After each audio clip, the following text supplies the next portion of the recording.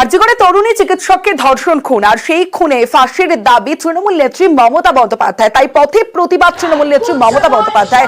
CBI এর কাছে দোষীর ফাঁসির দাবিতে ডেডলাইন। মৌলানি থেকে দড়িনা ক্রসিং মিছিল। তৃণমূল নেত্রী ছিলেন তৃণমূল সাংসদ, বিধায়ক ও অন্য মহিলারাও।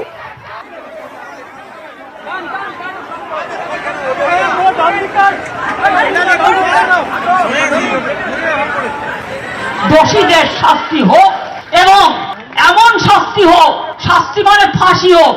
আমরা রাজ্য সরকার ফাঁসির পক্ষে। এই ঘটনা আমরা নিন্দা করি এবং এই ঘটনার ফাঁসির ব্যবস্থা যাতে হয় কলকাতা পুলিশ তাই করবে। রাজ্য সরকার কলকাতা পুলিশকে সর্বরকম সাহায্য করবে। আমরা চাই এ ধরনের ঘটনা যাতে না ঘটে, তার জন্য ফাঁসির দাবি করছি, যে দৃষ্টান্তমূলক শাস্তি হোক, যাতে আগামী দিন কেউ এই কাজ করতে সাহস না পায়। বিজেপির বিক্ষোভ আর সেই বিক্ষোভে উত্তেজনা। শ্যামবাজারের ছবি দেখাবো, যেখানে অবস্থানে বিজেপি রাজ্য সভাপতি সুকান্ত মজুমদার। আরজিকর কাণ্ডে বিজেপির যে অবস্থান আর সেই অবস্থানে রীতিমতো দফায় দফায় উত্তেজনার ছবি আমরা দেখলাম। বিজেপি কর্মী সমর্থকদের রীতিমতো প্রিজন ভ্যানে তোলা হয়, টেনে হিচড়ে প্রিজন ভ্যানে তোলা হয়, রাস্তায় বসে অবস্থান দেখান বিজেপি রাজ্য সভাপতি সুকান্ত মজুমদার।